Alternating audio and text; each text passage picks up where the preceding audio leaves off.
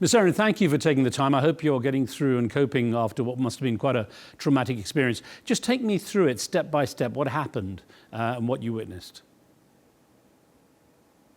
Well, I was a volunteer at the rally, so I had arrived early in the morning, 7 a.m., and worked all day. And then the volunteers tend to get in the rally the first. So I went directly to the first row, and my seat was directly in front of President Trump. I was approximately 15 to 20 feet in front of him, and there was nobody between myself and him. So pretty much I watched him, and the rally started as usual. And he put a graphic up, which was on a right screen and a left screen, and he was turning to the graphic, and we heard pops. I heard 4 pops. Sounded very much like fireworks. And since we just had July 4th, I thought, oh, somebody in the neighborhood is putting out fireworks. But then he crouched down, and the 4 Secret Service in the blue outfits jumped on the stage and pulled him down under the podium. Then the reporters that were down on the ground near him, they were all heaped together in a pile, like 5 of them. And things got quiet a little bit. And then the gentleman with the long guns and the bulletproof vest, they came on the stage and they started saying things like,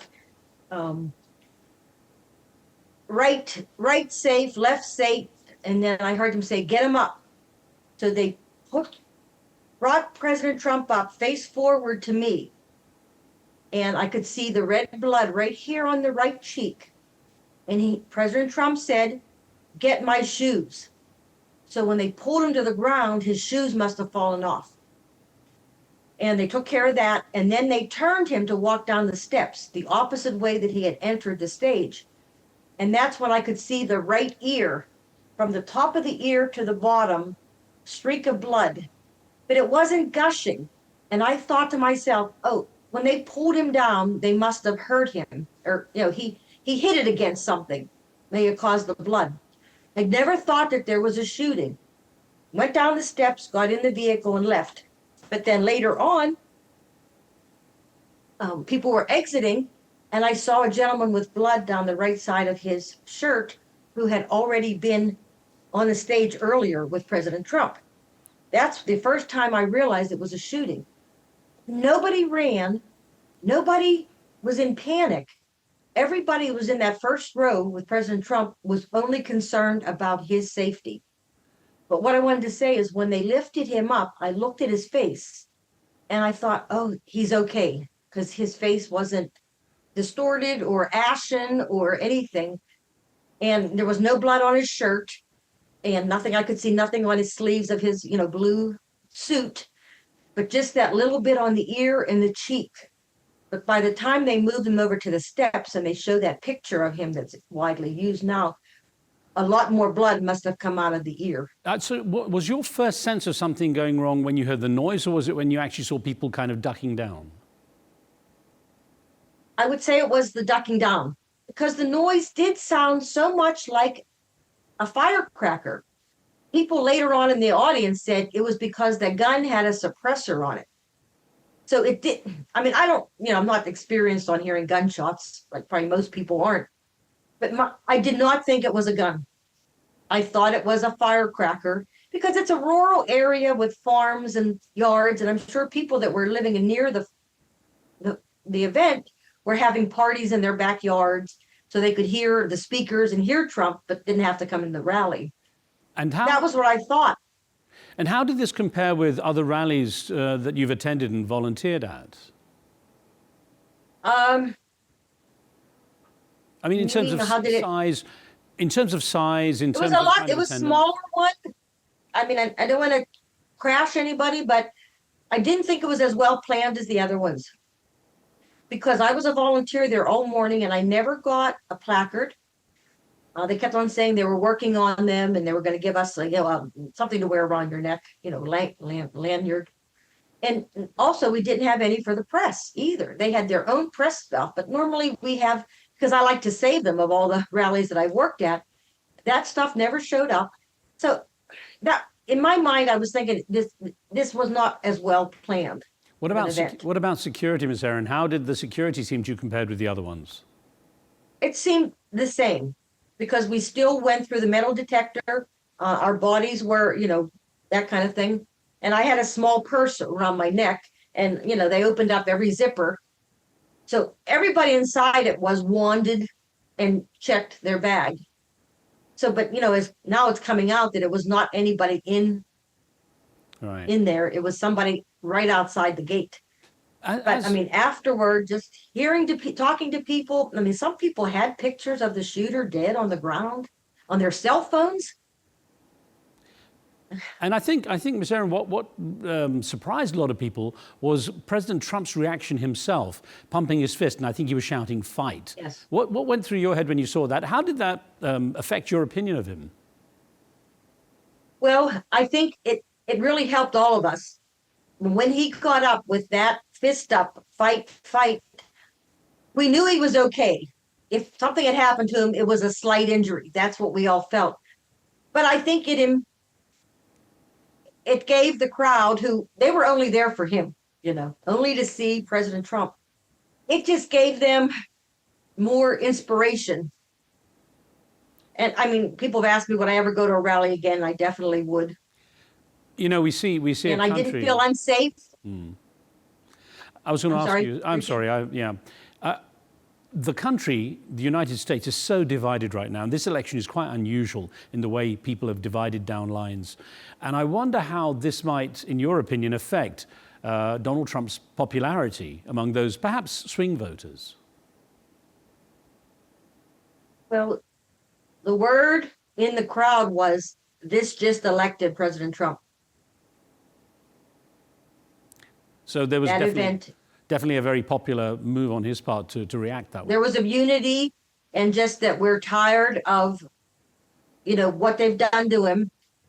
First they try to put him in court, they try to put him in jail, and now obviously somebody is trying to really eliminate him.